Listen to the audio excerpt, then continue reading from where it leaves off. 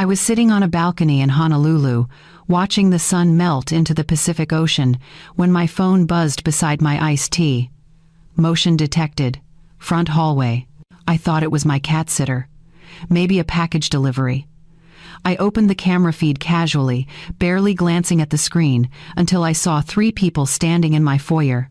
Not strangers. My daughter-in-law, Rachel. Her mother, her father. Not one of them lived there. Not one of them had permission to enter. Yet there they were, strolling around my home like it was a showroom they had already purchased. A man holding a clipboard stood near the staircase. Some kind of mover, professional, hired. Rachel's mother asked, "So this whole upstairs is ours, right?" Rachel laughed. Actually laughed. "Oh yes. Once everything is inside, Mary won't make a scene. She's old, she'll just accept it." My heart didn't stop. It didn't race. It went completely still. I turned up the volume with trembling fingers. Rachel continued, "We'll get everything moved before she comes back. By the time she lands Tuesday, it'll be done. She won't throw out my parents once they're settled in. She hates conflict." Her mother nodded, glancing around my living room. The living room my late husband and I built together in our retirement years. She was evaluating where she wanted her recliner positioned. I want to pause here for just a moment. If you're watching this right now, would you do me a favor? Drop a comment and tell me where you're watching from and what time it is where you are. And if this story is already hitting close to home, please hit that like button and subscribe, because what happens next is going to show you exactly how I handled people who thought my age made me powerless. Trust me, you won't want to miss a single detail. Now, let me tell you what I did when I saw them planning to take over my entire house. I didn't drop my phone. I didn't gasp out loud. I froze. But not from fear, from clarity. All the little things I had brushed off over the last 2 years rearranged themselves in my mind like puzzle pieces finally clicking into place. Rachel suggesting I should downsize. Her casual comments about how big homes are wasted on elderly people. Her lingering glances at furniture that wasn't hers. The way she would walk through my rooms, touching things, measuring them with her eyes. They had been planning this. And now, with me thousands of miles away, they were ready to push the final domino. I ended the feed. Then I reopened it. Anger had sharpened my vision now. I needed to see everything. They weren't watering my plants. They weren't checking the mail. They weren't doing anything remotely defensible. They were measuring my living room wall. Rachel's father held a tape measure against the decorative molding my husband had installed himself 20 years ago. "We can put our cabinet here," he said, nodding toward a space where my bookshelf stood. My bookshelf, filled with novels I had collected over decades. The mover scribbled notes. Rachel pointed toward the hallway. "My parents will take the master bedroom upstairs. Mary can stay in the smaller guest room downstairs. She doesn't need all that space anymore." I lowered the phone onto the balcony table. My vacation wasn't over, but something inside me was. Something had cracked open, and I couldn't close it again even if I wanted to. For the first time, I admitted something I had been avoiding for years. They didn't see me as family. They saw me as real estate. My home wasn't a place they visited out of love. It was a property they were circling, waiting for the right moment to claim, and that moment, in their minds, was now. While I was gone, while I was defenseless, while I was supposed to be relaxing on a beautiful island, trusting that the people I loved most in the world respected the boundaries of my life. I wasn't going to call the police. Not yet. That would end the invasion, yes, but it wouldn't end the pattern. The real enemy wasn't trespassing. It was entitlement. Entitlement that had been cultivated for years, nurtured by my son and his wife, fed by my inability to say no when they asked for help. Temporary fixes don't solve long-term rot. And this was rot. Deep, festering rot that had spread through the foundation of my relationship with my own child. No, I didn't want them arrested and released with a warning. I wanted them to show their true intentions fully, without me lifting a finger. I wanted them to walk so far into their own trap that there would be no excuses left, no apologies that could erase what they had planned. I wanted the truth exposed in a way that could never be denied. My hands didn't shake when I opened my airline app. I searched for the next available flight to Seattle. There was one leaving in 4 hours. A red-eye. Expensive. I didn't care. I booked it without hesitation. Then I sat back in my chair and watched the rest of the security footage in silence. Rachel's mother opened my kitchen cabinets, pointing out which dishes she wanted to keep and which ones could be donated. Donated, my dishes. The mover carried boxes labeled "Master Bedroom" up my stairs. Rachel stood in the center of it all, directing traffic like a conductor, completely confident that I would never fight back. Because I never had. I had spent years being agreeable, being helpful, being the kind of mother and mother-in-law who said yes to every request, who funded every emergency, who swallowed every bit of disrespect with a smile because I thought that was what love looked like. But they had mistaken my kindness for weakness. They had mistaken my silence for surrender. They had mistaken my age for helplessness. And that was going to be their biggest mistake.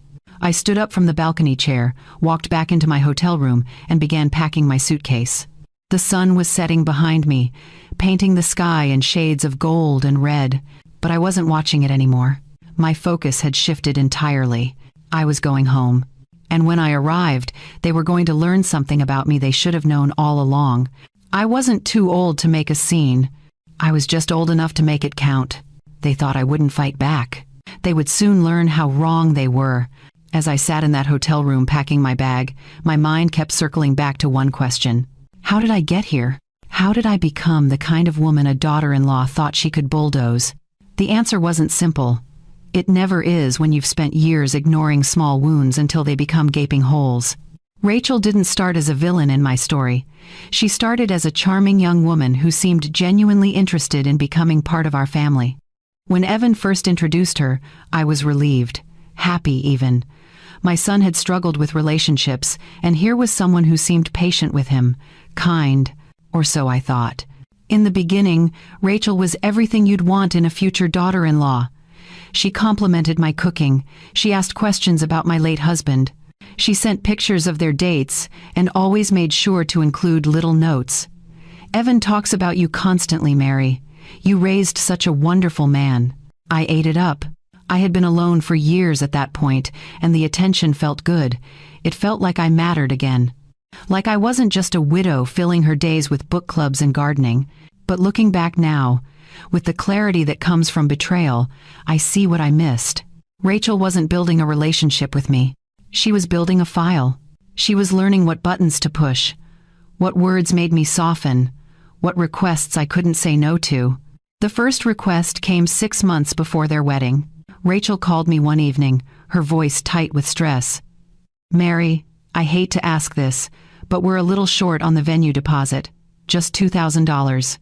I know it's a lot, but if we don't pay by Friday, we lose the date.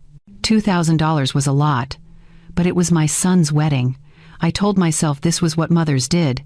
They supported their children's milestones. I transferred the money that night.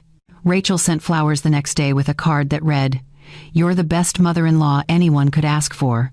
I kept that card on my fridge for months. They never paid me back. But I didn't ask. Weddings are expensive. I understood. Then came the honeymoon fund, then the down payment on their car, then daycare for their first child. Each time, Rachel approached me the same way, sweet, grateful, just a little desperate. And each time, I said yes. Because that's what family does, right? Except family also says thank you. Family also offers to pay you back. Family also helps you when you need it. Rachel's family did none of those things. Her gratitude became shorter with each request. The flowers stopped coming. The thank you notes turned into quick text messages. Got it, thanks. And eventually, even those stopped. The requests just became expectations. I started noticing a pattern. Every time I saw Rachel, she had a new concern about my life. Not hers. Mine. Mary, are you sure you should be driving at night? Your reflexes aren't what they used to be. Mary, this house is so big for one person. Don't you feel lonely rattling around in here? Mary, have you thought about what happens if you fall and no one's here to help you? At the time, I thought she was being thoughtful, concerned. Now I realize she was planting seeds. She was conditioning me to believe I needed help, that I was fragile, that living alone was dangerous. She was softening the ground so that when the time came, I'd welcome the idea of giving up my independence. Evan played his part too, though I don't think he realized it. Whenever I hesitated on a request, he'd call, "Mom, Rachel's really stressed about this. Could you just help us out this once?" This once? It was never once, but I couldn't say no to my son, especially not when he made it sound like I was the solution to all their problems. Like my support was the only thing holding their life together.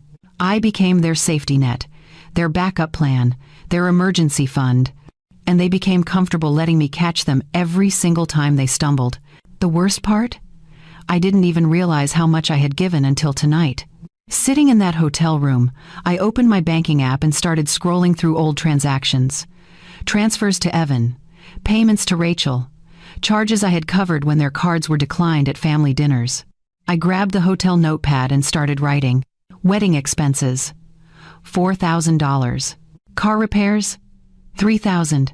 Daycare, 6 months at $800 per month, $4,800. Rent assistance when they were between apartments, $9,000. Credit card payment when Rachel's hours got cut, $5,000. Furniture for their new place, $7,000.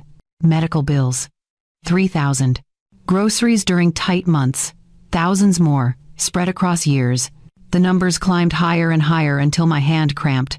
The total sat at the bottom of the page like an accusation. $54,128. I stared at it. That was more than a year of my retirement income, gone, funneled into the lives of two adults who never once offered to pay me back. Two adults who were, at this very moment, measuring my walls and deciding which rooms they'd claim for Rachel's parents. My stomach turned. This wasn't generosity. This wasn't love. This wasn't even support. This was exploitation, carefully disguised as need. And I had let it happen. No, I had funded it. I had smiled through every request. I had reassured them that it was fine, that I was happy to help, that family takes care of each other. But the care only went one direction. When my roof leaked last spring, did they offer to help with repairs? No, Evan said they were too busy. When I mentioned feeling isolated after my book club disbanded, did Rachel invite me to spend time with them? No. She suggested I join a senior center. When I asked if they could help me move furniture so I could deep clean, did they show up? No. They sent a text saying they'd try to come by next month. Next month never came. I wasn't family to them. I was a resource, an ATM with a pulse. And the moment I stopped being useful, they planned to take the one thing I had left, my home. I closed the banking app and sat in the silence of that hotel room, feeling something shift inside my chest. Shame turned into anger. Anger turned into clarity. Clarity turned into resolve. I wasn't going to scream. I wasn't going to cry. I wasn't going to beg them to see me as a human being instead of a means to an end. I was going to let them finish what they started. I was going to let them move everything in, settle her parents into my rooms, unpack their lives into my home, and then I was going to show them exactly what happens when you mistake silence for permission. I zipped my suitcase closed, picked up my phone, and checked my flight details. 4 hours until boarding. I ordered room service, ate methodically, and began organizing every receipt, every bank record, every text message where they had asked for money. I wasn't preparing for a conversation. I was preparing for war. And this time, I wasn't going to lose. The airport was nearly empty when I arrived. Late-night flights to Seattle aren't exactly popular, and I was grateful for the quiet. I needed space to think, space to plan, space to organize the storm that was building in my chest into something precise and undeniable. I checked my bag, cleared security, and found a seat near the gate where I could work undisturbed. My laptop came out first, then my phone, then the notepad where I had scribbled the initial financial tally back in the hotel room. $54,000. Even now, seeing it written in my own handwriting, it felt impossible. How does someone give away that much money without realizing it? The answer was simple, and it made my chest tighten with something close to embarrassment. I gave it away in pieces. 2,000 here, 5,000 there. Small enough amounts that I could justify them individually. Tell myself it was just helping out, just being supportive, just doing what mothers do. But when you add all those small sacrifices together over the course of 5 years, they stop being kindness. They become a pattern of control. I opened a new folder on my desktop and named it simply Records. Then I got to work. I started with my bank statements, going back 60 months, every transfer to Evan, every Venmo payment to Rachel, every time I had covered a dinner bill because their cards were mysteriously declined. I copied each transaction into a spreadsheet. Date, amount, purpose. The purpose column was the hardest to fill in because half the time they hadn't even told me what the money was for. Just that they needed it. Urgently. Always urgently. But I remembered enough. The wedding deposit. The car repair that turned out to be a down payment on a newer model. The emergency dental work that I later found out was cosmetic veneers. The overdue electric bill that came right before they bought a 60-inch television. My fingers moved faster as the anger built. Next, I pulled up my text messages. I scrolled back through years of conversations, screenshotting every request. Mom, can you help us out with rent this month? We're a little short. Mary, the kids need new shoes and we don't get paid until Friday. Can you cover us? Hey, Mom, our credit card got declined at the grocery store. Can you send $200? I saved every single one. Then I went further. I searched my email for receipts. Anything I had purchased for them and never been reimbursed for.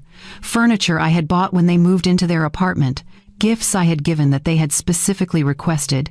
Expensive things they claimed were necessities. A crib, a stroller, a high chair. Baby monitors, clothes, toys. Thousands of dollars in items that weren't gifts at all. They were requirements, things Rachel told me they absolutely needed, and if I didn't buy them, I was being unsupportive. The spreadsheet grew longer and longer. By the time boarding was announced, I had documented every dollar. $54,128.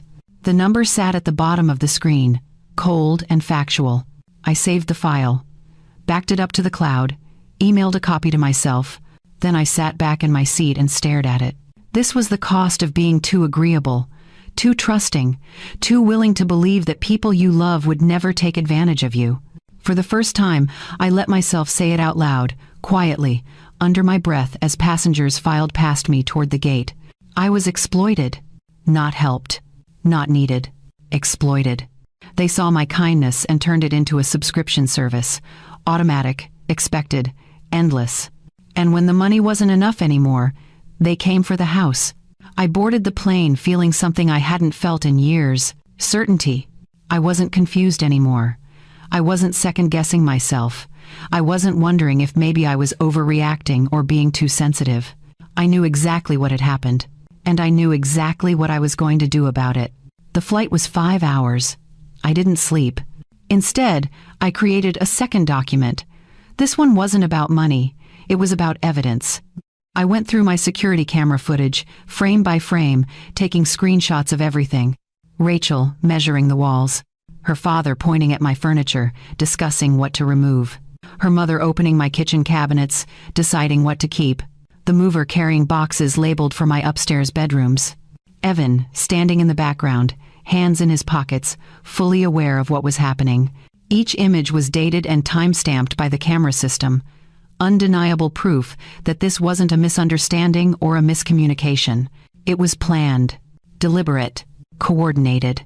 I organized the images into a folder and added them to the financial records. Then I drafted a timeline, a simple, chronological account of how we got here, starting with the first financial request 5 years ago and ending with tonight's footage of them moving into my home without permission. No emotional language, no accusations. Just facts, dates, amounts, actions. By the time the plane began its descent into Seattle, I had built a case so airtight that no amount of crying or apologizing or playing the family card could dismantle it. The shame I had felt earlier was gone. In its place was something sharper, colder, resolve. I looked out the window as the city lights came into view below. Dawn was still an hour away. The sky was that deep blue that comes just before sunrise, and the world below looked quiet, peaceful. But I wasn't peaceful. I was a woman who had just spent 5 hours documenting every way her family had betrayed her trust. And I wasn't finished yet. I checked my phone as the wheels touched down. No messages from Evan. No calls from Rachel. They had no idea I was coming. They thought I was still in Hawaii, blissfully unaware, sipping tropical drinks while they erased me from my own home. I smiled, just barely. Good. Let them think that. Let them settle in. Let them unpack. Let them get comfortable in rooms that didn't belong to them. Let them believe they had won. Because the deeper they walked into this situation, the harder it would be for them to lie their way out of it. I gathered my things as the plane taxied to the gate, my carry-on bag, my laptop, my phone with its folders full of evidence. I didn't text anyone, didn't call ahead, didn't warn them I was back. I wanted them completely off guard. I wanted to see their faces when I walked into that house and shattered the illusion they had built. The illusion that I was too old, too weak, too afraid of conflict to fight back. I stepped off the plane and into the terminal. The air was cool, the airport was quiet, and I was ready. I had spent 5 years being taken advantage of. I had spent 5 hours documenting it. Now it was time to end it. I walked through the empty terminal, my footsteps echoing against the tile floor, and headed toward the exit. Seattle was waiting, and so was my house. But this time, I wasn't walking into it as the woman they thought I was. I was walking into it as the woman I should have been all along. The woman who knew her worth. The woman who demanded respect. The woman who refused to be erased. The sky outside was beginning to lighten, just barely. Dawn was coming, and so was I. I rented a car at the airport and drove through the empty pre-dawn streets of Seattle. The city was still asleep. Streetlights glowed orange against the dark sky. A few delivery trucks rumbled past, but otherwise, the roads were mine. I didn't go straight to the house. Instead, I parked 2 blocks away, in front of a small park where the trees would hide my car from view. I needed to see what was happening before I walked into it. I needed to understand the full scope of what they had done. I pulled out my phone and opened the security app. 6 cameras, every angle of my property covered. I tapped the live feed, and my stomach dropped. The house was fully lit. Every window glowed. At 4:30 in the morning, my home looked like a department store during a holiday sale. I zoomed in on the front entrance. A moving truck sat in my driveway, its back doors open. 2 men in company uniforms were carrying a dresser up my front steps. Behind them, Rachel's father directed traffic, pointing toward the staircase. I switched to the kitchen camera. Rachel's mother stood at my counter, unpacking dishes. Not her dishes. My dishes were already stacked in a cardboard box near the sink, labeled in thick black marker, "Donate." My dishes. The ones my husband and I had picked out together 30 years ago. Plain white porcelain with tiny blue flowers along the rim. Nothing fancy, but ours. And she was replacing them. I switched to the upstairs hallway camera. Boxes lined the walls. Clothing racks filled with coats and dresses I didn't recognize. Suitcases stacked 3 high. This wasn't a temporary visit. This wasn't helping me out or combining households. This was a full relocation. Rachel's parents weren't staying for a few weeks while they looked for a place. They were moving in permanently, and I was expected to accept it. I watched as Rachel's mother walked into my bedroom, the one I had slept in alone for 10 years since my husband passed. The one where I kept his reading glasses on the nightstand because I couldn't bring myself to put them away. She stood in the doorway, hands on her hips, surveying the space like a real estate agent evaluating a property. Then she turned and called down the hallway. I couldn't hear her through the camera, but I could read her lips well enough. "This one's perfect for us." My jaw tightened. I switched cameras again. Living room. The movers were hauling in a leather recliner, oversized, brown, completely out of place among my furniture. Rachel's father pointed to the corner where my reading chair sat. The chair my husband had bought me for our anniversary, soft gray fabric, perfectly worn in. One of the movers lifted it. "Where does this go?" he asked. Rachel's father waved dismissively. "Storage. We'll deal with it later." I watched as they carried my chair out of the room. Just like that. 30 years of memories reduced to an inconvenience. I felt my hands start to shake, so I gripped the steering wheel until my knuckles went white. "Breathe, Mary. Just breathe." I switched to the garage camera. Evan was there. My son stood near the workbench, staring at a stack of boxes. He wasn't moving them. He wasn't helping. He was just standing there, looking uncomfortable. But he was there. He knew. He had always known. As I watched, Rachel walked into the frame. She said something to him. He nodded. She handed him a clipboard, and he glanced at it briefly before setting it down on the bench. The camera angle wasn't perfect, but I could see enough. It was a floor plan, a layout of my house with rooms labeled Master Bedroom, Mom and Dad, Guest Room 1, Office for Dad, Guest Room 2, Craft Room for Mom, Downstairs Bedroom, Mary. I read that last line 3 times, my vision blurring at the edges. Downstairs Bedroom. Mary. Not Mary's room. Not guest room. Just Mary. As if I were the guest in my own home, as if I were being given a space out of charity. I clicked off the app and sat in silence for a long moment, staring through the windshield at nothing. The sun was starting to rise now. Pale gray light filtered through the trees, turning the sky from black to silver. I had known they were disrespectful. I had known they were entitled. But seeing it like this, watching them systematically erase me from my own home, broke something open inside my chest. This wasn't about needing help. This wasn't about family staying close. This was about replacement. They weren't moving in with me. They were moving in instead of me. I opened the app again, forcing myself to keep watching. Back to the living room camera. Rachel's mother was hanging pictures now. Family photos. Her family, not mine. She took down the portrait of my husband and me from our wedding day and leaned it against the wall, face inward. Then she hung a photo of herself and her husband in its place.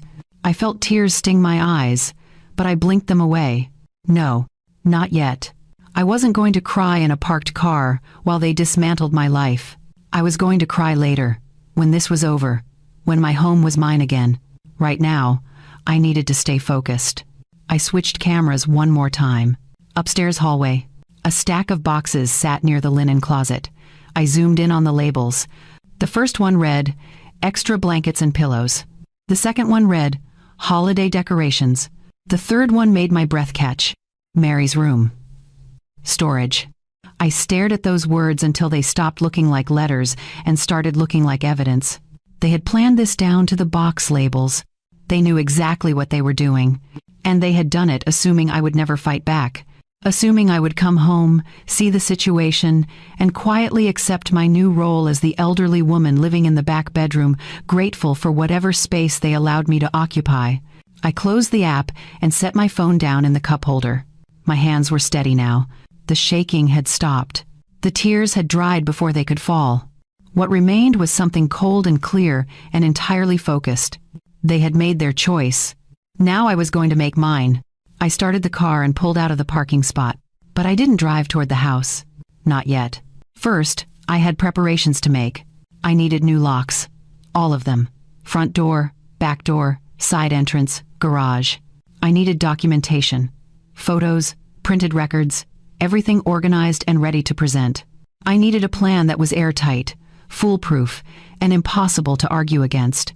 I drove toward the hardware store. Even though it wouldn't open for another 2 hours, that was fine. I could wait in the parking lot. I could organize my thoughts. I could rehearse what I would say when the moment came, because the moment was coming. Soon. And when it arrived, I wanted to be ready. Not emotional. Not frantic. Not desperate. Ready.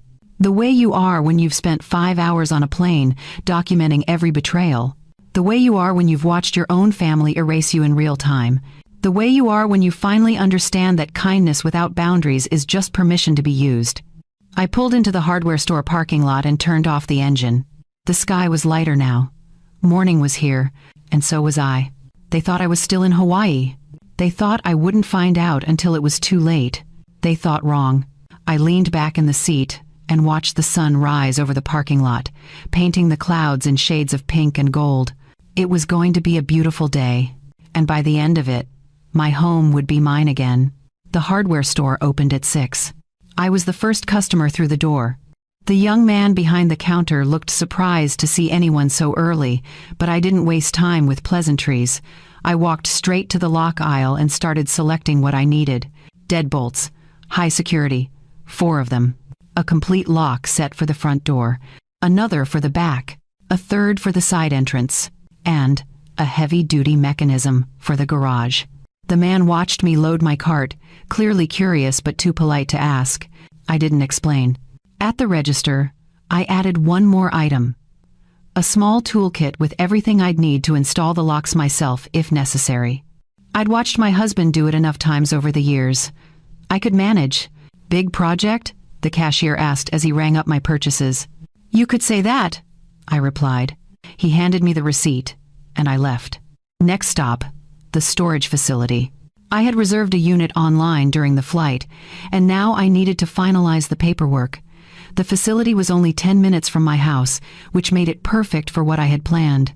The manager met me at the office, a middle-aged woman with kind eyes and a no-nonsense attitude. "You're Mary Cross?" she asked, glancing at her computer screen. "I am." "You reserved a 10 by 10 unit. Climate controlled. Is that still what you need?" "Yes." She slid the contract across the desk. I signed without reading it. I didn't care about the fine print. I just needed a secure place to store the things that mattered most. Things Rachel's parents couldn't touch. Things that were mine and would stay mine.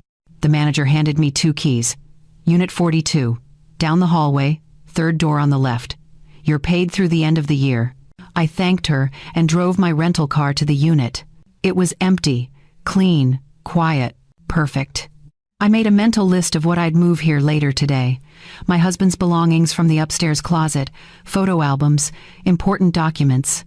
Anything with sentimental value that I couldn't risk them damaging or discarding while I dealt with the confrontation ahead. Because there would be a confrontation, and I needed to make sure that when it happened, nothing irreplaceable was left in their reach. I locked the unit and headed back to the car. Next on my list, the police station. I know what you're thinking. Why not just call the police right now? Why not have them removed immediately? Because that wouldn't solve the real problem. If I called the police now, Rachel would spin a story. She'd claim it was a misunderstanding, that she thought I had given permission, that we were family and this was just a miscommunication. And Evan would back her up. They'd apologize, they'd leave, they'd regroup, and in 6 months, they'd try again. Maybe more subtly, maybe with a different approach.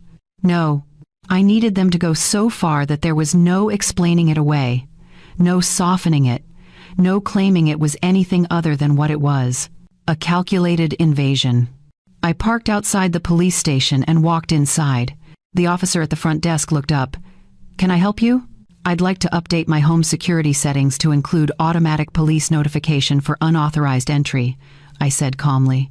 He directed me to a community liaison officer who handled that sort of thing. She was a woman in her 40s, professional and efficient. She explained how the system worked. If my security cameras detected forced entry or triggered certain alerts, the system could automatically notify the police department. "It's usually used for vacation homes or people who travel frequently," she said. "Do you travel often?" "I do," I lied smoothly, "and I've had some concerns about security." She didn't press further. She helped me fill out the paperwork, linked my security system to the department's database, and activated the alerts. "You're all set," she said. "If the system triggers, we'll send an officer to your address immediately." "Thank you." I left the station feeling another piece click into place. Now, if Rachel or her parents tried to re-enter the house after I removed them, the police would be notified automatically. No debates, no second chances, just consequences. I drove toward my neighborhood but parked a block away again. I wasn't ready to confront them yet. There was still one more thing I needed to do. I opened my security app and watched the live feed. The movers were gone now. The truck had left. But Rachel's parents were still there, walking through the rooms like they owned them. I switched to the dining room camera. Papers were spread across my table. I zoomed in. Moving schedules, furniture layouts, lists of items to donate or discard. And there, right in the center, was a handwritten note. I couldn't read all of it from the camera angle, but I could make out enough. Mary's belongings. Downstairs storage. Keep minimal furniture. She won't need much. My hands tightened around the phone. I needed those documents. Every single one of them. I waited until Rachel's parents left the dining room. Then I made my move. I slipped into the house through the side door, the one they had left unlocked because they didn't think anyone would challenge them. The house was quieter now. I could hear Rachel's mother upstairs, moving boxes around. I moved quickly.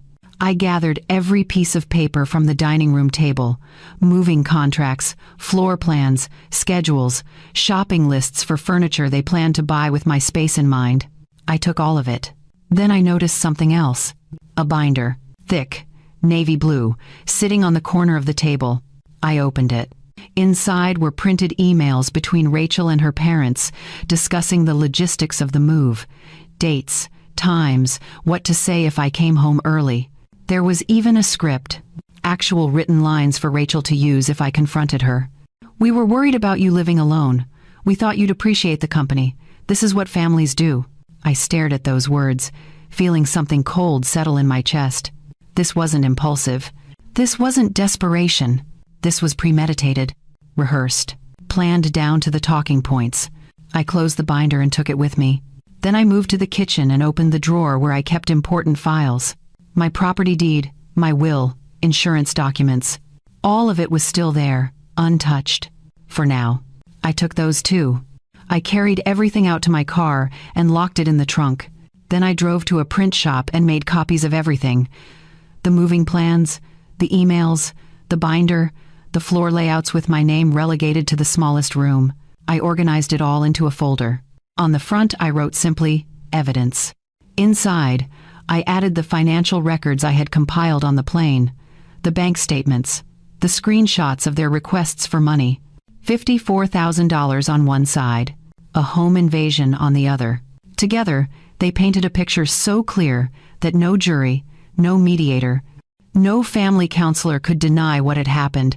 I had been used, exploited, and now erased. I sat in the parking lot of the print shop and looked at the folder. This was it. This was everything I needed. They thought the house was already theirs.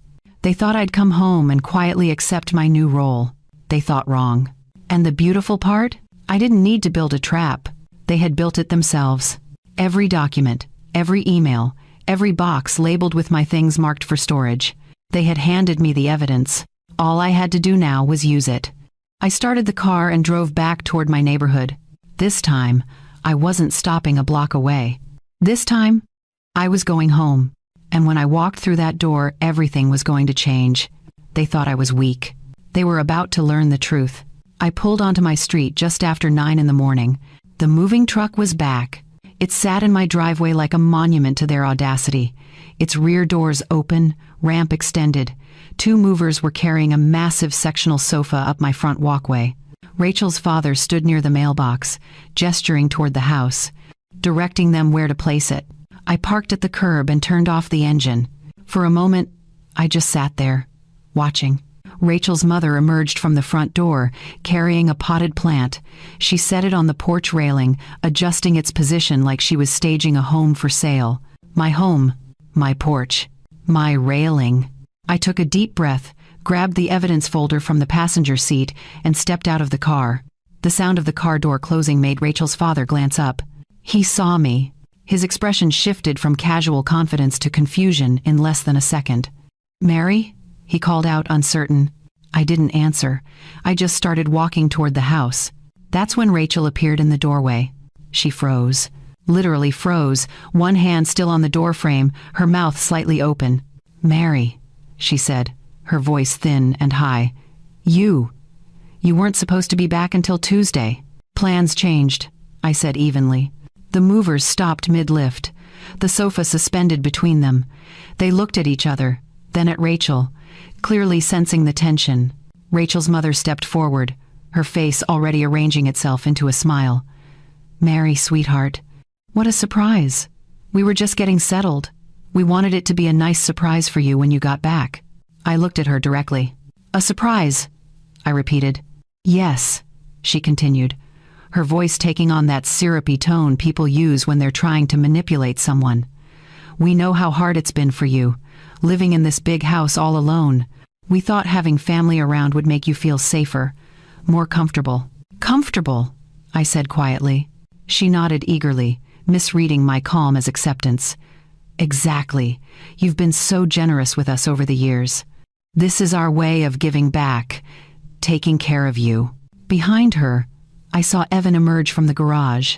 He was carrying a rolled-up area rug, sweat on his forehead. When he saw me, the rug slipped from his hands and hit the concrete with a dull thump. "Mom," he said, "what are you doing here?" I turned to face him fully. "What am I doing here?" I asked, keeping my voice steady. "Evan, this is my home." He opened his mouth, closed it, looked at Rachel for help. She stepped down from the porch, her smile still in place but her eyes nervous. "Mary, I think there's been a misunderstanding," she said quickly. "We're not taking anything from you, we're helping. My parents needed a place to stay, and your house has so much room, and we thought, it would be good for everyone." "Good for everyone," I echoed. "Yes," Rachel continued, her words coming faster now. "We were going to explain everything when you got back. We wanted to have it all set up first, so you wouldn't have to deal with the stress of moving day. We were doing this for you." The lie sat between us like a third person. I held up the folder. "Is that why you labeled my bedroom for your parents?" I asked calmly. "Is that why you packed my dishes to donate? Is that why you wrote a floor plan that puts me in the smallest room downstairs?" Rachel's smile vanished. Her mother's face went pale. Evan took a step forward. "Mom, let's just go inside and talk about this calmly." "We are calm," I said. "I'm perfectly calm." And I was. That was the thing that seemed to unsettle them most. I wasn't yelling. I wasn't crying. I wasn't shaking or panicking or falling apart the way they clearly expected. I was simply standing on my own lawn, in front of my own house, holding proof of everything they had done. "I saw everything," I continued. "The security cameras recorded all of it. You measuring my walls, you deciding which rooms you'd take, you laughing about how I wouldn't make a scene because I'm too old to fight back." Rachel's face flushed deep red. I didn't mean it like that," she stammered. "How did you mean it?" I asked. She had no answer. Rachel's father cleared his throat, trying to regain some authority. "Mary, I think you're overreacting. We're family. Family helps each other.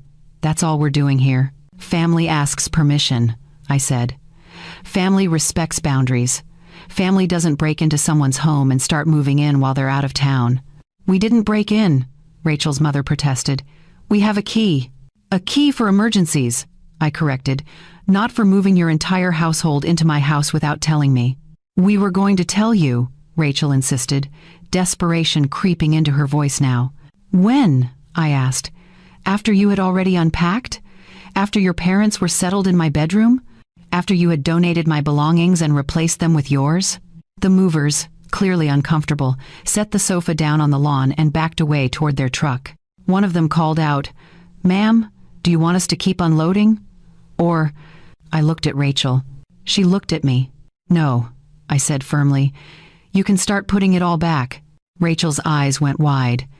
"Mary, you can't be serious." "I'm completely serious."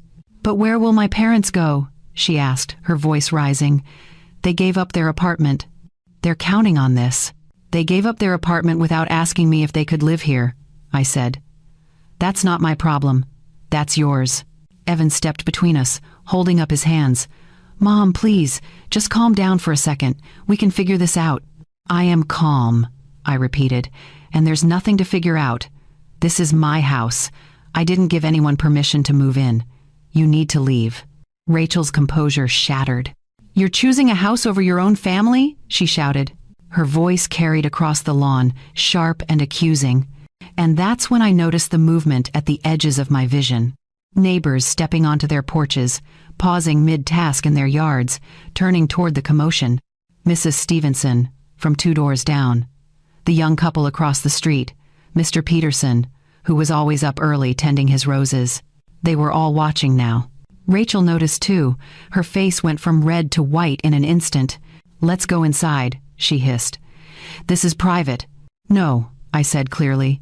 "We're staying right here." Because I wanted witnesses. I wanted everyone on this street to see what was happening. I wanted it public, undeniable, impossible to rewrite later into some story where I was the unreasonable one. Rachel's mother grabbed her husband's arm.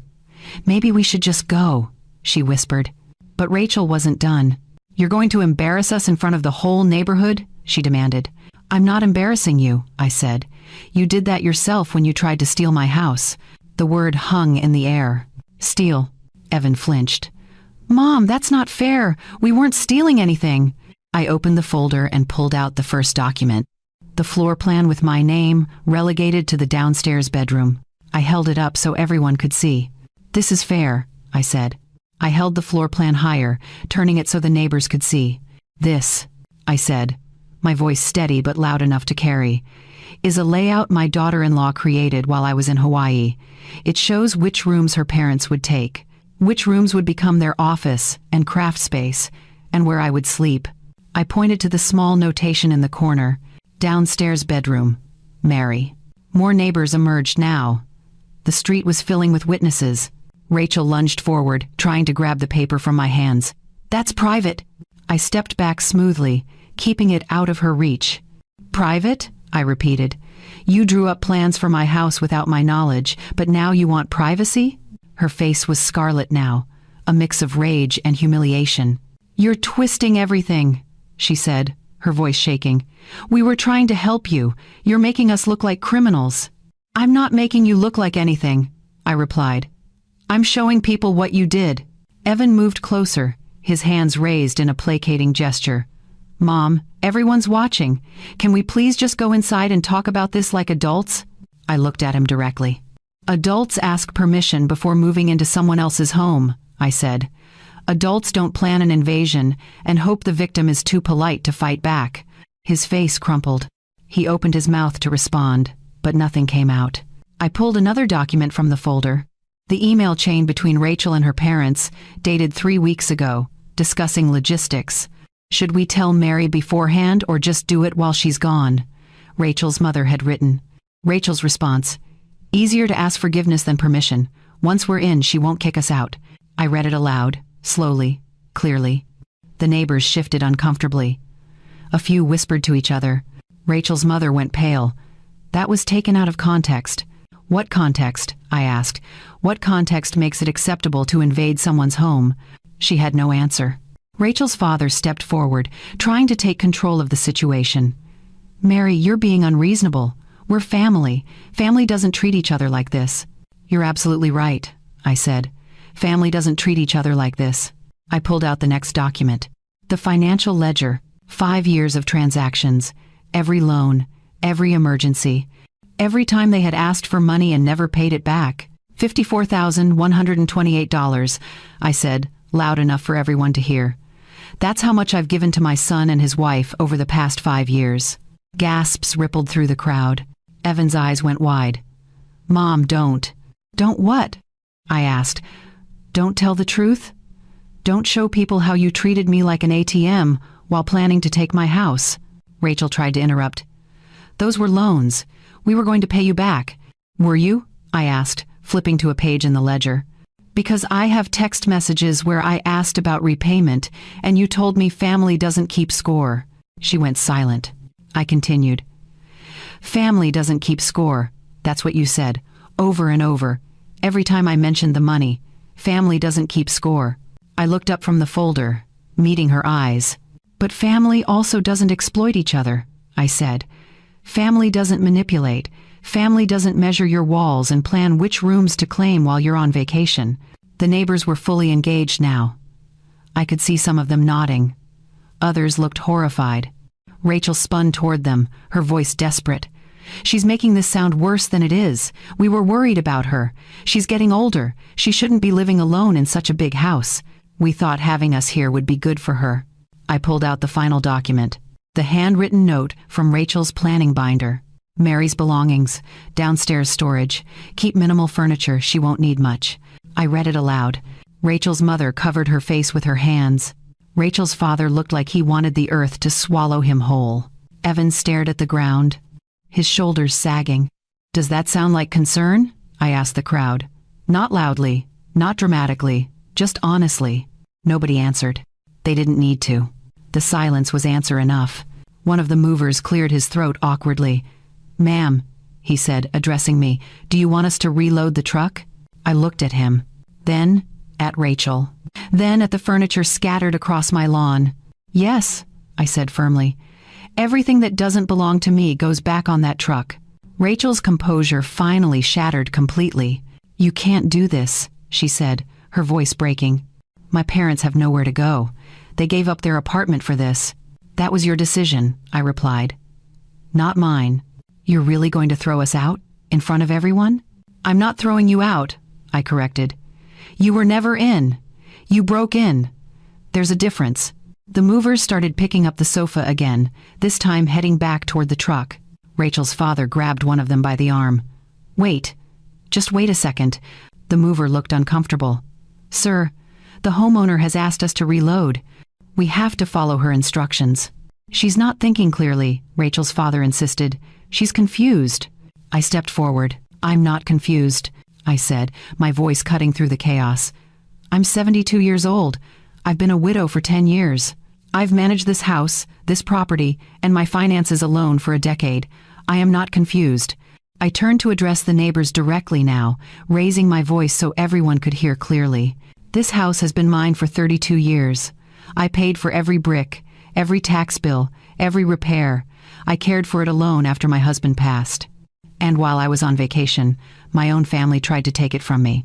The street had gone completely quiet. Even the morning birds seemed to have stopped singing. They thought I wouldn't fight back, I continued. They thought my age made me weak. They thought I'd come home, see what they'd done, and quietly accept it because I hate conflict. I paused, looking at each of them in turn. Rachel, her parents, Evan. They were wrong. Rachel was crying now, tears streaming down her face, but they weren't tears of remorse. They were tears of humiliation. She had been exposed in front of the entire neighborhood, and there was no talking her way out of it. Her mother tried one last time. Mary, please. We made a mistake. We're sorry. But your family. Doesn't that mean anything? I met her eyes. Family means respect, I said quietly, and you've shown me none. The movers continued loading. Box after box. Furniture piece after furniture piece. Everything that had been brought into my house over the past 24 hours was being removed. And everyone was watching. Rachel turned to Evan, her voice desperate. Do something. She's your mother. Make her stop. Evan looked at me. For a moment, I thought he might actually try. But then he saw my face, saw the folder in my hands, saw the neighbors watching, saw the truth of what they'd done reflected in every witness standing on the street. And he said nothing. He just stood there, defeated, while his wife's scheme collapsed around them. The movers worked efficiently, clearing my lawn. And I stood in the center of it all, holding my evidence, refusing to back down. They had tried to erase me. Instead, they had exposed themselves. Rachel wiped her eyes with the back of her hand, taking a shaky breath. When she spoke again, her voice had changed. The desperation was still there, but now it was wrapped in something else. A practiced tone, the kind someone uses when they're trying to rewrite history in real time. Mary, I think you're misunderstanding our intentions, she said, composing herself. Everything we did for you. We were helping you. I didn't respond. I just waited. She took my silence as permission to continue. You've been so lonely since Dad passed, she said, her voice softening into something that might have sounded caring if I didn't know better. You talk about it all the time. How quiet the house is, how empty it feels. We thought having my parents here would give you companionship, people to talk to, family around you. She looked at the neighbors, playing to her audience now. That's all we wanted, she continued, to make sure Mary wasn't alone anymore, to fill this big house with life and love again. A few of the neighbors shifted, their expressions uncertain. It was a good performance, I had to admit. If I hadn't spent the last 12 hours documenting everything, I might have even doubted myself for a moment. But I had the receipts. Literally. I opened the folder again and pulled out a printed screenshot from my security camera. It showed Rachel standing in my living room, pointing at my furniture while talking to the mover. I read the timestamp aloud. Tuesday, 4:30 in the afternoon, 2 days ago.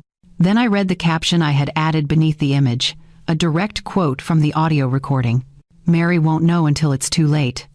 By the time she gets back, we'll be moved in, and she'll have no choice but to accept it. Rachel's face went white. The neighbors' uncertain expressions hardened. That doesn't sound like helping me, I said quietly. That sounds like trapping me. Rachel opened her mouth, but nothing came out. Her mother jumped in, trying to salvage the story. Rachel was just stressed. She didn't mean it the way it sounded. Really? I asked. Because I have more. I pulled out another screenshot. This one showed Rachel's mother in my kitchen, going through my cabinets. "These dishes are so outdated," the caption read. Another direct quote. "We'll donate them and get something modern." Rachel's mother flushed. "I was just trying to help you update things." "Without asking me," I said. "Well, we didn't want to bother you while you were on vacation." "How considerate," I replied, my tone flat. I pulled out the third screenshot. Rachel's father measuring my bedroom wall. "This room is perfect for us," he had said to his wife. "Mary can take the small room downstairs. She doesn't need much space at her age." The neighbors gasped. Rachel's father stammered. That's not. "We weren't trying to take your room, Mary. We were just looking at options." "Options," I repeated. "Options for which rooms you'd claim in my house, without my permission." He had no response. Rachel tried again, her voice growing shrill. "We were going to fix the place up for you. Do repairs, paint, make it nice. It was going to be our contribution. Our way of paying you back for all your help over the years." I pulled out yet another document. The contractor estimate. I had found it in the binder, tucked between the moving schedules. "This is an estimate you requested," I said, scanning the page. "For knocking down the wall between the kitchen and dining room. For converting the garage into a mother-in-law suite. For adding a second bathroom upstairs." I looked up at her. "These aren't repairs, Rachel. This is a renovation. A renovation that would have cost $40,000. Her eyes widened.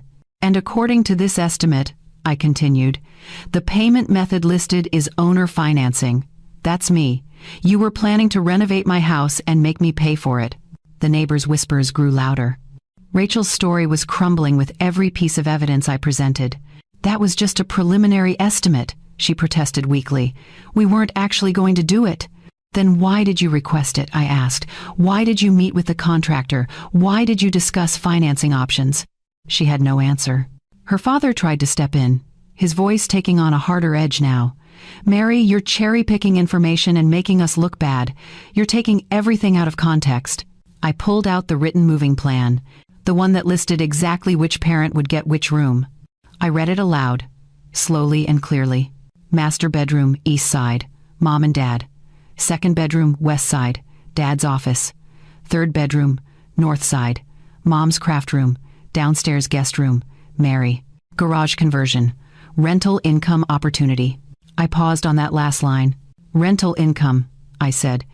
"You were planning to convert my garage into an apartment and rent it out." Rachel's parents exchanged panicked glances. That detail had clearly been something Rachel hadn't shared with them. "Rachel?" her mother asked, her voice tight. "What is she talking about?"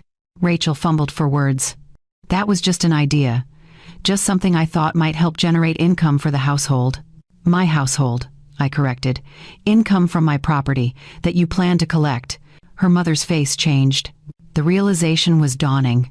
"Rachel," she said slowly, "did you actually ask Mary if we could move in?" Rachel's silence was deafening. "Rachel," her father pressed, "did you tell her we were coming?" "I was going to," Rachel said quickly. "I just wanted to get everything set up first, so she could see how good it would be, so she wouldn't worry about the details." Her mother took a step back, staring at her daughter like she was seeing her for the first time. "You told us Mary invited us," she said, her voice shaking. "You said she wanted us here. You said she was lonely and asked for our help." "She is lonely," Rachel insisted. "I wasn't lying about that." "But she didn't invite us," her mother said, the words coming out like an accusation. "She didn't ask us to move in." Rachel's silence confirmed it. Her father's face went from angry to horrified. "We gave up our apartment," he said quietly. "We packed up our entire lives. We thought we were helping family. We thought we were wanted." "You are wanted," Rachel tried. "Mary just doesn't realize it yet." "She realizes you lied to us," her mother said, her voice rising. "You lied to us, and you lied to her, and now we're standing in the middle of the street being humiliated because you couldn't be honest." Rachel started crying again, but this time her parents didn't comfort her. They were too busy realizing the enormity of what had happened. They had been used as pawns in Rachel's scheme, and now they were paying the price. Evan had been quiet through all of this, standing to the side, watching his wife's lies disintegrate. But now, as Rachel's parents turned on her, as the neighbors whispered louder, as the movers loaded the last of the furniture onto the truck, he finally spoke. "Mom," he said, his voice hoarse, "can we please just talk about this inside? Away from everyone?" I looked at him. My son. The boy I had raised. The man I had supported. The person I had given $54,000 to without question. And I saw what I should have seen years ago. He wasn't going to defend me. He was going to defend them. One last time.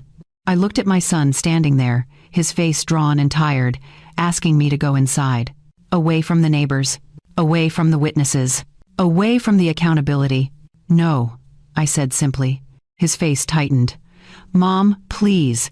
This is family business. It shouldn't be happening out here. Family business should have stayed family business," I replied. "But you made it public business when you tried to steal my house." "We weren't stealing," he said, his voice rising in frustration. "God, Mom, why do you keep saying that? We're your family." "We were trying to help you." There it was. The same line Rachel had used.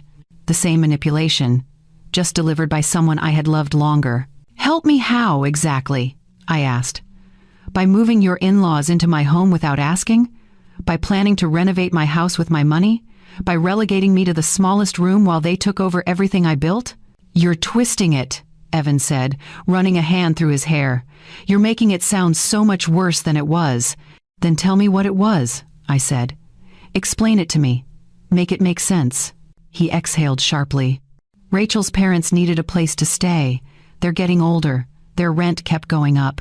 We thought, you have this huge house, and you're here all alone, and it would be good for everyone. Company for you, stability for them. It was supposed to be a win for everybody. Except nobody asked me.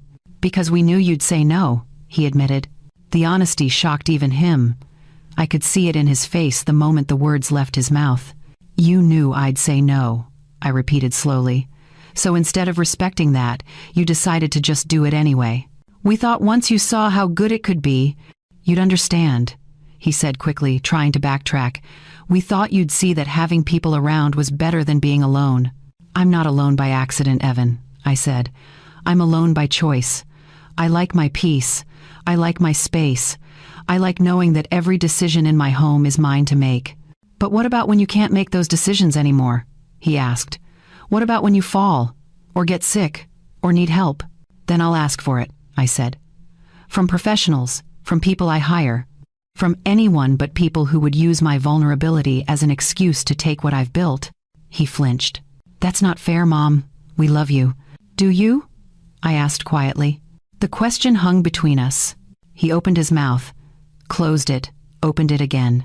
"Of course we do. You're my mother." "Then show me the love," I said.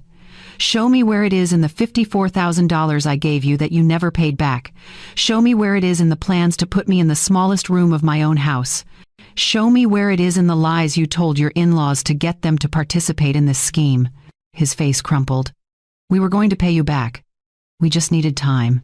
5 years wasn't enough time? We had expenses. The kids. The house. "Life is expensive, Mom." "Life is expensive for me too," I said. "But I managed it, without asking you for help, without taking what wasn't mine." "You have more than us," he said, and there was an edge to his voice now. Something bitter, something that had probably been there for years. "You own your house outright. You have savings. You have retirement income. We're struggling. So your solution was to take from me, to share with you," he corrected. "That's what family does. They share." "Sharing requires consent," I said. "What you did is called taking." Rachel stepped forward, her tears dried now, replaced with something harder. "You're being impossible. You're acting like we committed some crime. We were trying to create a multi-generational household. That's how families used to live. Together. Supporting each other." "Supporting," I said. Interesting word choice. I pulled out the financial ledger again. "This is support," I said, holding it up. $54,000 over 5 years. I supported you. Constantly, without question, without asking for anything in return. I flipped to a marked page. "But when I needed help moving furniture last year, you were too busy. When I asked if you could help me clean out the gutters, you said you'd get to it eventually. When I mentioned feeling isolated after my book club ended, you suggested I find new hobbies. I looked at both of them. That's not support, I said. That's extraction. You took everything I offered and gave nothing back. And when there was no more money to take, you came for the house. Evan's jaw tightened. You're overreacting. You're making this into something it's not. Am I? I asked. I reached into my bag and pulled out a set of keys. New keys. Shiny and unused. These are the new locks, I said calmly. I changed them all this morning. Front door, back door, side entrance, garage. Evan's eyes widened. You changed the locks? Yes. But we need to get our things. Your things are being loaded onto that truck right now, I said, nodding toward the movers. Rachel's voice rose to a shriek. You can't lock us out of the house. What if there's an emergency? Then you'll call emergency services, I said, like everyone else. I pulled out my phone and opened the security app, turning the screen so they could see. I've also updated the security system, I said. It's now connected directly to the police department. Any unauthorized entry triggers an automatic alert. Officers will be dispatched immediately. The color drained from Rachel's face. You're serious, Evan said, his voice barely above a whisper.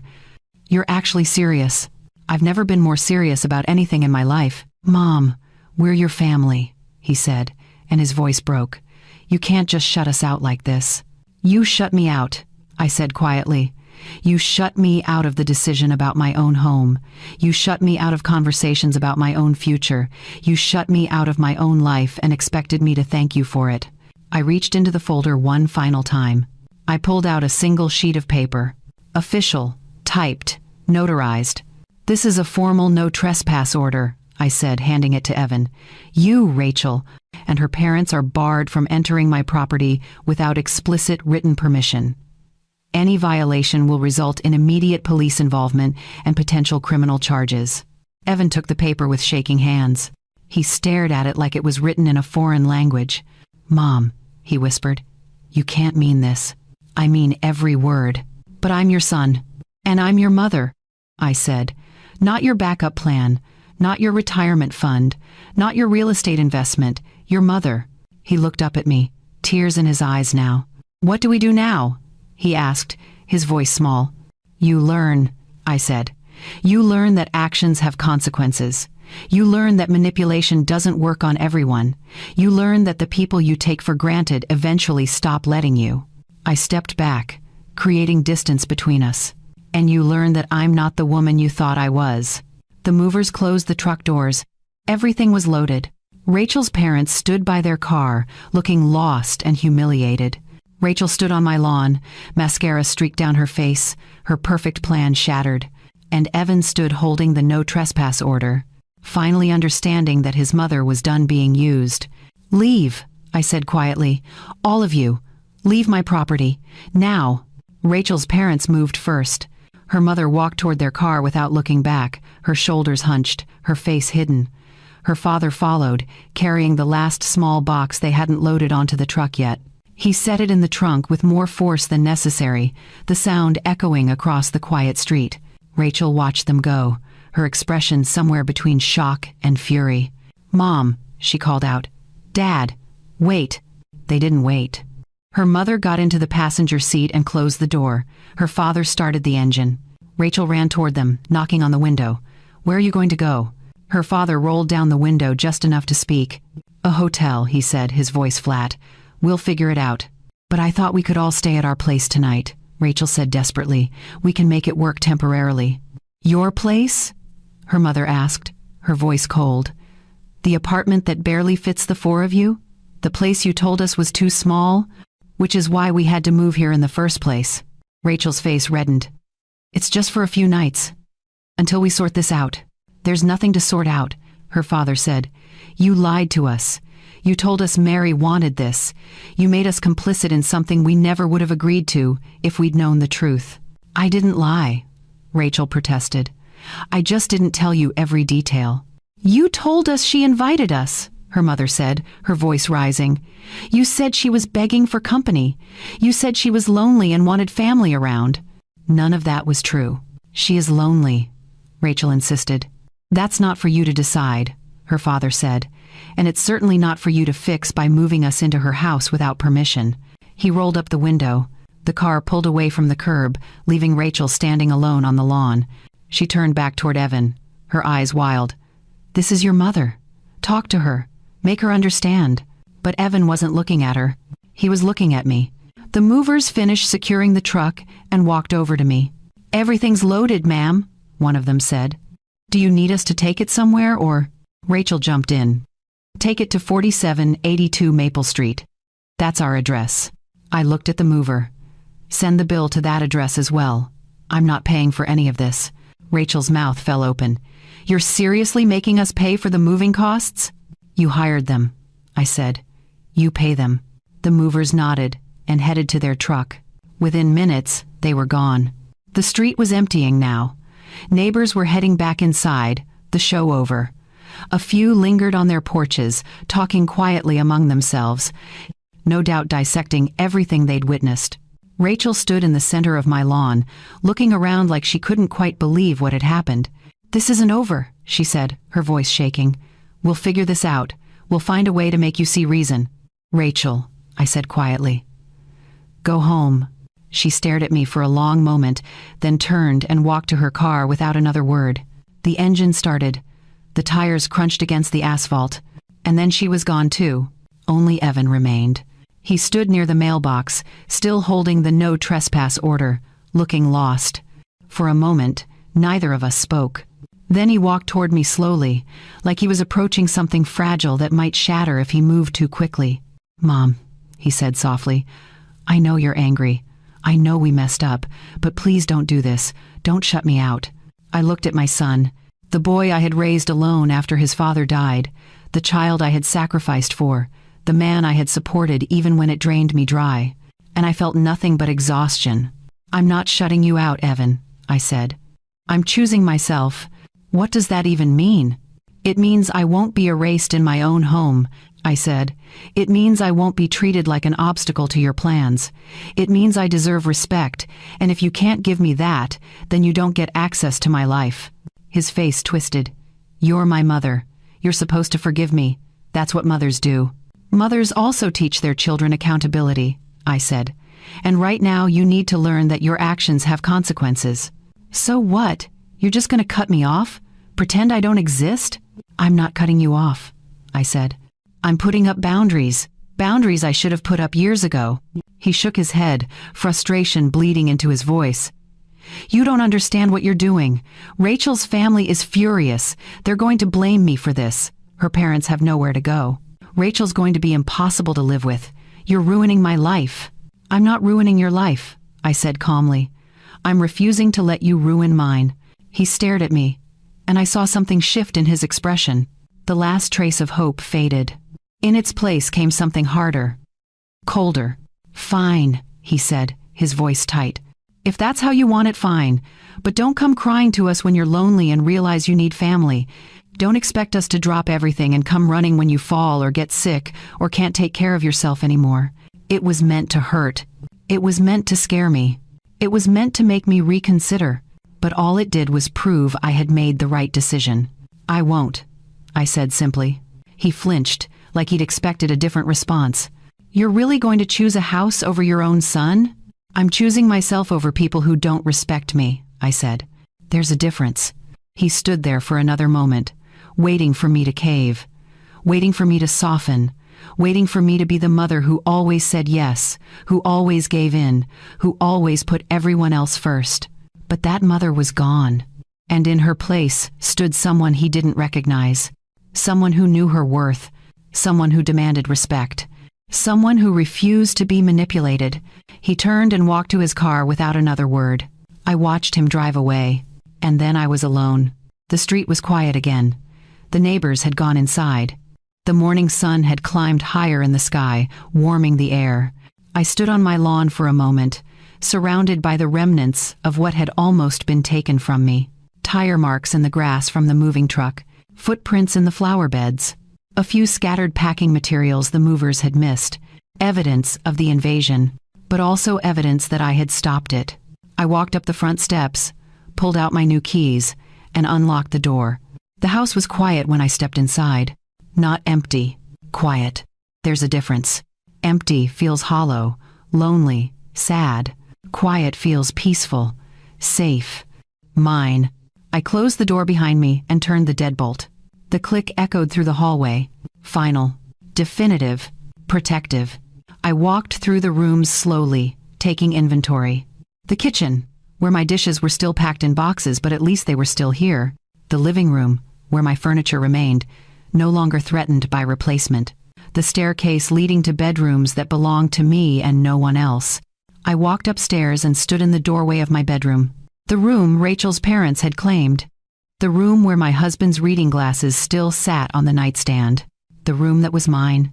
I sat on the edge of the bed and let out a long, slow breath. For the first time in years, the air in my house felt like it belonged to me. No manipulation, no guilt, no demands disguised as concern, just silence. And in that silence, I found something I hadn't felt in a very long time: freedom. I spent the rest of that day putting my house back in order. It sounds simple when I say it like that, but the work was more than physical. It was emotional. Every room I entered held evidence of the violation. Every drawer I opened reminded me of what they had planned. But I moved through it methodically, refusing to let the anger consume me. I started in the kitchen. The boxes Rachel's mother had packed sat near the sink, my dishes wrapped in newspaper and labeled for donation. I unpacked every single one. The white porcelain plates with blue flowers, the coffee mugs my husband had collected from every place we'd ever traveled, the serving bowl we'd used for 30 years of family dinners. I washed each piece carefully, even though they weren't dirty, and put them back in their rightful places. The cabinets looked like mine again. Next, I tackled the living room. The furniture was still arranged properly since they hadn't had time to rearrange everything, but there were traces of them everywhere, marks on the floor where the movers had set down the sectional sofa, indentations in the carpet from furniture that had been moved and then removed. I vacuumed. I dusted. I opened the windows and let fresh air chase away the feeling of intrusion. On the mantel, I found that Rachel's mother had moved the framed photo of my husband and me. It was face down, tucked behind a decorative vase, like something to be hidden. I picked it up and set it back where it belonged, center stage, where it had always been. I moved upstairs next. The hallway was still cluttered with their boxes, the ones they hadn't had time to unpack before I arrived. I dragged each one to the garage, stacking them near the door for when they eventually came to collect their belongings. If they came to collect them, part of me suspected they'd simply abandon everything, too embarrassed to face me again. That was fine. I'd donate it all eventually. In my bedroom, I stood for a moment, just looking around. This was the space they had claimed for Rachel's parents, the room where I had slept beside my husband for 20 years before he passed, the room where I had cried myself to sleep after his funeral, the room where I had slowly learned to live alone, and they had tried to take it. I opened the closet and found some of Rachel's mother's clothing already hanging there. Dresses, blouses, shoes lined up on the floor. I pulled everything out and added it to the boxes in the garage. Then I reorganized my own clothes, spreading them out so they filled the space properly instead of being crammed into one corner to make room for someone else. The closet looked right again. I moved to the nightstand and picked up my husband's reading glasses. They were exactly where I had left them 10 years ago, folded carefully, waiting. For a long time, people told me I should put them away, that keeping them out was unhealthy, that I needed to move on. But those glasses weren't about being stuck in the past. They were about remembering that I had been loved, that I had built something beautiful with someone who respected me, that I knew what a real partnership looked like, and they reminded me that I would never accept less than that again. I set the glasses back down gently and sat on the edge of the bed. The house was quiet around me, not lonely, just quiet. I thought about how I had gotten here, how I had let things deteriorate to the point where my own son thought he could manipulate me, where my daughter-in-law believed she could invade my home, and I'd simply accept it. The truth settled over me like a weight. I had mistaken weakness for kindness. For years, I had said yes to every request because I thought that's what good mothers did. Good mothers sacrificed. Good mothers gave endlessly. Good mothers never set boundaries because boundaries meant you didn't love your family enough. But all that generosity without limits had done was teach them that I had no limits. It had taught them that they could take and take and take, and I would never stop them. It had taught them that my needs didn't matter, that my home didn't matter, that I didn't matter. And the worst part was that I had taught them this, not intentionally, but through every yes when I should have said no, through every boundary I didn't enforce, through every time I swallowed my discomfort because I didn't want to cause conflict. I had opened the door to my own exploitation, and they had walked right through it. But that stopped now. I stood up and walked to my desk in the corner of the room. I pulled out my will, my power of attorney documents, my advance directives, everything that detailed what would happen to my estate when I passed. Evan was listed as executor. Rachel was listed as secondary beneficiary. I took a pen and began making notes in the margins, changes I would make when I met with my attorney next week, changes that would reflect my new reality. I wasn't cutting Evan out entirely. He was still my son. But I was adding protections, stipulations, safeguards that would prevent anyone from using my death as an opportunity to claim what I had built. My house would go into a trust. My finances would be managed by a professional. My belongings would be distributed according to my wishes, not theirs. I was taking control of my future, even the parts I wouldn't be alive to see. When I finished, I filed the documents away and turned my attention to something I had neglected for far too long: my social life.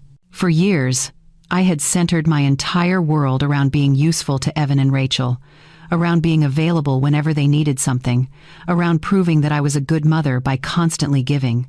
But in doing that, I had let other relationships fade. Friends from my book club, neighbors I used to have coffee with, women I had volunteered alongside at the community center. I had pushed them all to the background because family came first. But family had taken everything and given nothing back. It was time to rebuild. I opened my laptop and sent an email to Margaret, a woman I had been close with years ago before life got busy, before Evan's constant needs consumed all my time and energy. "Hi, Margaret," I typed. "It's been too long. I'd love to catch up over coffee if you're available. Let me know when works for you." I sent similar messages to 3 other women. Then I looked up local volunteer opportunities, book clubs, walking groups, anything that would connect me to people who saw me as more than a resource.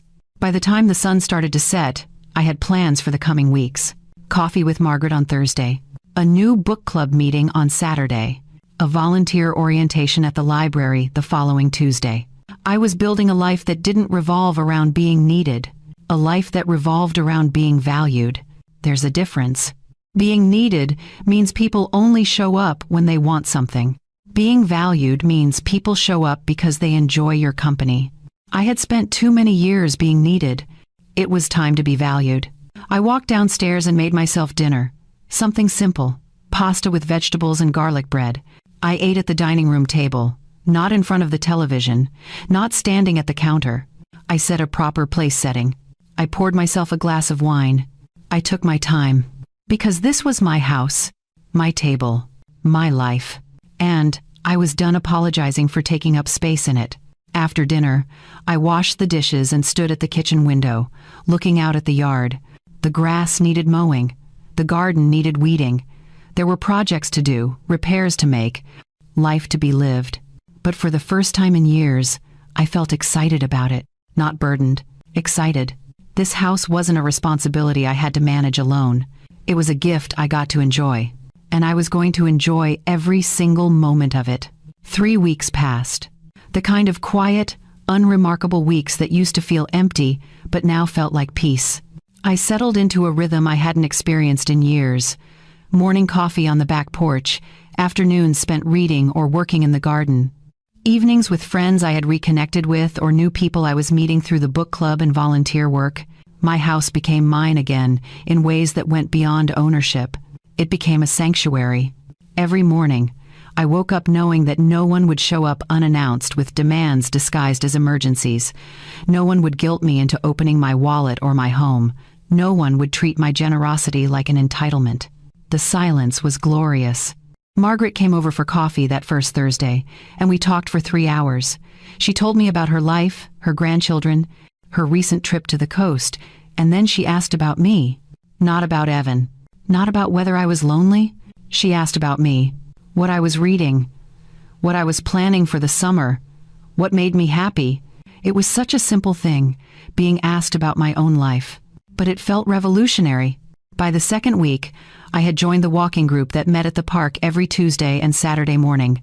7 women, all around my age, all with stories of their own. We walked 3 miles, talked about everything and nothing, and supported each other without keeping score. One of them, Patricia, I mentioned she was looking for help organizing a fundraiser for the local literacy program. I volunteered immediately. Not because I felt obligated, but because I wanted to. There's a difference. I heard updates about Rachel and her family through the neighborhood grapevine. Mrs. Stevenson mentioned she had seen Rachel's parents at a hotel near the highway. They had stayed there for a week before finding a small apartment across town. It wasn't much, from what I heard. 1 bedroom, far from their daughter. Expensive for what it offered, but it was theirs, and it wasn't mine. I felt no satisfaction in their struggle, but I felt no guilt either. They had made choices based on lies, Rachel told them. Those choices had consequences, and those consequences were not my responsibility to fix. Evan tried contacting me multiple times. The first message came 2 days after the confrontation. "Mom, can we please talk? I know you're angry, but we need to figure this out." I didn't respond. The second message came 4 days later. "Mom, Rachel's really upset. Her parents are blaming both of us. Can you please just call me?" I didn't respond. The third message came a week after that. "I don't understand why you're doing this. We're family. Family doesn't just shut each other out." That one almost made me laugh. Family doesn't shut each other out, but family can plan to take over your house without permission? The logic was staggering. I didn't respond to that one either. Then, 2 weeks in, a different kind of message arrived. "Mom, I've been thinking about everything that happened. I know we messed up. I know we hurt you. Can we please meet somewhere and talk? I want to understand." I read it 3 times. There was something different in the tone, something that felt less like manipulation and more like actual reflection. But I still didn't respond. Not because I didn't care, but because words were cheap. Evan had spent years saying the right things while doing the wrong things. Apologies meant nothing if the behavior didn't change. If he wanted a relationship with me, he needed to prove he understood what respect looked like. Not through text messages, through action, through time, through showing me that he valued me as a person, not as a resource. And until that happened, I was content to maintain my distance. I wasn't angry anymore. Anger had burned itself out in those first few days, leaving behind something clearer and calmer. I was simply done. Done being used. Done being manipulated. Done paying for love that should have been freely given. One evening, I sat on my back porch watching the sunset paint the sky in shades of orange and pink. The garden was blooming, the house was clean, the locks were secure, and I was alone. But I wasn't lonely. There's a difference between being alone and being lonely, and I had finally learned it. Lonely is when you're surrounded by people who don't see you. Alone is when you're at peace with yourself. I had spent years being lonely in the presence of family. Now I was alone and more at peace than I had been in decades. I thought about everything that had happened, everything that had led to that moment on my lawn when I finally stood up for myself. For so long, I had believed that being a good mother meant endless sacrifice, that love meant never saying no, that family meant tolerating disrespect because blood mattered more than boundaries. But I had learned something crucial. Family isn't defined by blood. It's defined by respect. And the people who shared my DNA had shown me none. They had seen my kindness and mistaken it for weakness. They had seen my generosity and turned it into expectation. They had seen my age and assumed it made me powerless. They were wrong about all of it. Age hadn't made me weak. It had given me clarity. Clarity about what I deserved. Clarity about what I would no longer tolerate. Clarity about the difference between being loved and being used. And that clarity had given me strength. The strength to say no. The strength to protect my boundaries. The strength to choose myself. I wasn't the same woman who had sat on that balcony in Hawaii watching her home being invaded. That woman would have come home and quietly accepted the situation because she feared conflict more than she valued herself. This woman knew better. This woman knew her worth. This woman protected what was hers. I finished my coffee and stood up from the porch chair. The sun had fully set now. The sky was dark. The stars were beginning to appear. I walked back inside my house and locked the door behind me. The click of the lock was satisfying, final, safe. I walked through the quiet rooms, turning off lights as I went. This was my home. These were my choices. This was my life. And it was mine again. Completely, totally, irrevocably mine. They thought age made me weak, but it gave me clarity, and clarity gave me strength. My home is mine again, and so am I. If this story resonated with you, I'd love to hear your thoughts in the comments below. Have you ever had to set boundaries with family? How did you handle it? Please share your story, hit that like button, and subscribe for more real-life experiences.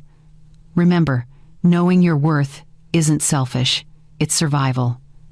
Thank you for listening.